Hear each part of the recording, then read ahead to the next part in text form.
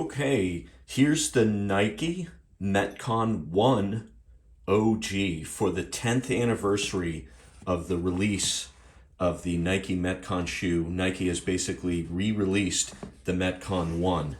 Okay, now I'm pretty sure these are identical to the original Nike Metcon 1. I didn't own a pair of Metcon 1s. I jumped in with the Metcon 3, but Nike says it is the OG. It is the original version. No changes or anything like that. Let's take a quick tour. This shoe, somewhat revolutionary when it first came out, right? Some of the details here. Low heel to toe drop. That means your heel is not much higher than your toes, about 4 millimeters, okay? All rubber outsole. There's actually two different rubber compounds used in the outsole. Up front, 004 sticky rubber for better traction. In the back, RS001 rubber for better support, more firmness. By the way, one of the things I don't like about a white outsole is it immediately gets dirty as soon as you wear it. So these have already been into the gym and outdoors, as you can tell. Some other things here. The rope wrap, the tough rubber outsole, comes up around the middle of the shoe on both sides to help protect the upper when you're doing rope climbs and things like that. The upper is lightweight and breathable. There's good protection around the toe area and other places that might normally get abrasion. We see fly wire. These are Vectran filaments. These run through the inside of the shoe. And when you tighten the laces, it kind of helps tighten up the support all through the shoe. Okay. Some other things here. There is a reflective pull tab on the heel. I mentioned the heel to toe drop, 4 millimeters, but also the stack height. There's minimal stack height. So the height that your heel is off the floor is about 3/4 of an inch. Okay, that is lesser than the current generation of Nike Metcons. Why is this good? Well, when you're lifting weights, the higher your feet are off the floor, the higher you've got to lift the weight, right? Especially for deadlifts and things like that. So that's basically a walk around here. Now, if there's two things I want to tell you about, make sure you understand this. These are narrow. This generation of shoe was very narrow. I go 1/2 size up. These are size 11.5 US men's because they simply will be too tight if I get my regular running shoe size of 11. So that's one thing. Go 1/2 size up for sure. The other thing is the heel cup is not very deep, not very high, and they've improved on this in the latest Metcons, but if you have a large heel, you might not feel, this may not feel too comfortable. Okay, I also feel like it doesn't come up high enough to really get the job done, at least for me. So that's two things I wanted to warn you about there. But otherwise, these are real good shoes. Used them in the gym already. Let's take a look at that. Okay, how about some cleans in the gym? One thing I noticed here, my form's not that great. That's hopping back a little bit too much. This is a power clean, pretty light barbell. This is my warm-up for doing other stuff. I need to work on that form, and I will do that. You can rest assured. Here we go, deadlift. This is 335 for a double. I really like these shoes for deadlifting. Why? Stack height, 3/4 of an inch. No extra height that you're really having to lift the bar, and super solid support. And I don't need a heel raise for deadlifts. And then we have a little bit of footage here, just pushing a sled. Good traction on the turf. I remember the 4s, the Metcon 4 didn't have good traction on turf, but this seems okay. So it'll work in the gym. Here's the Nike Metcon 1 OG. 10-year anniversary. Nike has brought back the original Metcon, basically unmodified from what it was prior. Some things. All rubber outsole. Rope wrap. Comes up around both sides to protect the upper when you're doing rope climbs. Sticky rubber up front for good traction. Firm rubber in the heel for better support for heavy weightlifting. Fly wire, Vectran filaments. When you tighten up the laces, these run through the body of the shoe. Helps to better secure things. The tongue, thin yet comfortable. Overall, it's a lightweight feeling shoe, 12.6 ounces. pull tab on the heel with a reflector to help to put it on. If there's anything I don't like about these though, it would be the fact that they run very narrow. You should go a half size up to be comfortable in the toe area. They run very narrow. This generation of Metcons are like that. Also, if you have a large heel, the heel cup is not very big.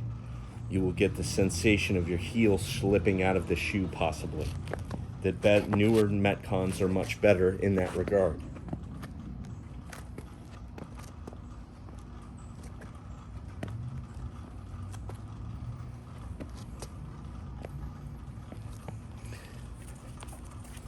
Let's compare side by side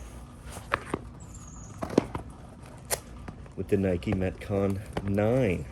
The 9 is a heavier shoe.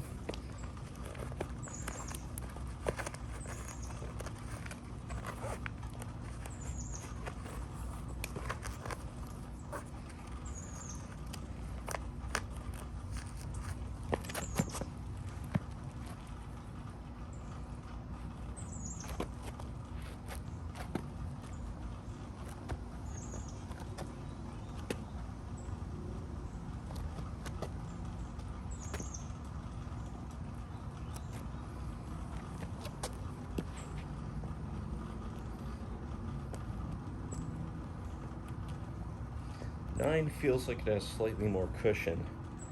Drop feels to be about the same. Stack height, there's a difference. This is 1 inch stack height. 1 inch stack height, this is 3/4 of an inch. You can actually feel the difference here when you're wearing the two different shoes.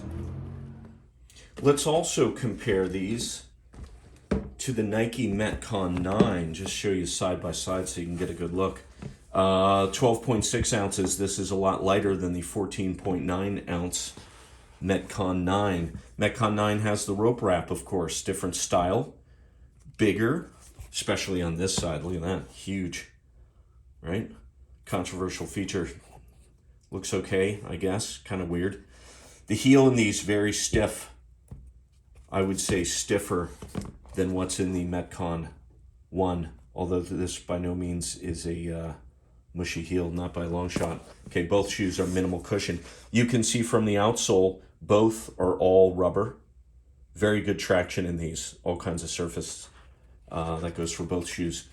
The stack height in the Metcon 9 is about 1 inch. This is 3/4 of an inch. That means your heels are just 1/4 of an inch closer to the floor when you're lifting weights with the Metcon 1. Thick padded tongue on the 9. Also the lace lock to help keep the laces locked down. That is a feature that they do not have on the original Metcon 1. The tongue is also very different. It's almost non-existent, very lightweight. This fluffy, pillowy tongue is nice when you really crank the laces tight on these, but I feel like it's overkill. These flat laces don't really cut into your feet or anything, so I really think this is kind of overkill here. I do like this lace lock. However, I liked it better in the Metcon 7 where they had Velcro down here, because now this kind of flips around and gets in the way while you're trying to tie your shoes. The other thing is, these are both expensive shoes, okay? This is $150. $150, the Nike Metcon 1 OG. Nike's obviously trying to cash in on some nostalgia. But hey, this is also expensive, $150, although you can sometimes find them on a discount. $140, $150, $160 if you get an amp version, but again, you can find them if you shop around a bit, you'll find some good discounts. So, very similar. They have many of the same features. It's a pretty good shoe. Okay, so what is the verdict on the Nike Metcon 1 OG? It's $150. It's nostalgic.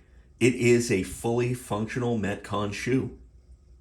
However, its only real advantages over the Nike Metcon 9 are the fact that it is lighter by about 2.5 ounces per shoe, and that it has about 1/4 inch less stack height. That's not a lot of advantages considering that this shoe is available for a cheaper price, the Nike Metcon 9. I also find that these fit my heel better. I like the lace lock. I like the firm support of this shoe. And the fact of the matter is, even though it is heavy, it is very durable, but you're going to find it for cheaper because it'll be available at a discount. You can already find these on occasion for like $90. So I recommend the Nike Metcon 1 OG if you're into the nostalgia. It is a good shoe. It'll work, but it is expensive. For everybody else, you probably want to stick with the Nike Metcon 9.